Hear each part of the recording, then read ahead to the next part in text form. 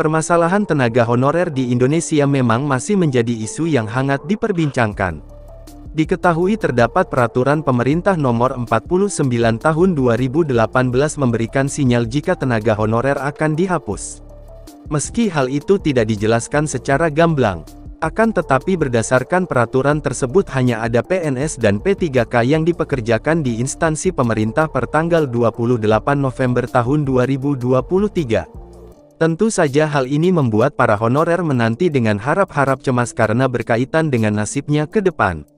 Jika berdasarkan data yang ada di BKN, masih ada lebih dari 2 juta tenaga honorer yang bekerja di instansi pemerintah. Jika memang peraturan tersebut dilakukan, maka akan terjadi pemutusan hubungan kerja besar-besaran sehingga akan menambah jumlah pengangguran di Indonesia.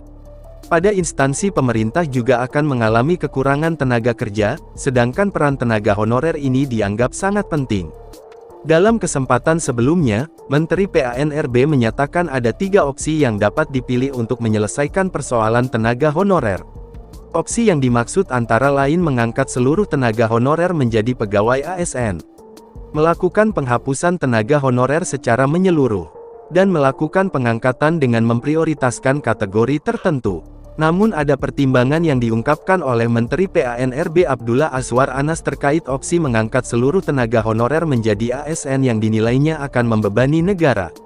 Sementara itu, penghapusan tenaga honorer secara massal akan menimbulkan masalah baru pada bidang pelayanan publik, terutama di bidang pendidikan dan kesehatan. Kabar baiknya, akhirnya Menteri PAN-RB memastikan jika tidak akan menghapus tenaga honorer dan akan diputuskan solusi terbaik atas dasar arahan dari Presiden Joko Widodo.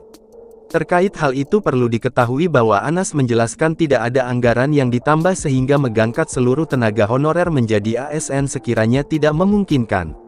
Namun, sejauh ini prioritas pemerintah dalam mengangkat tenaga honorer difokuskan hanya pada bidang pendidikan dan kesehatan saja.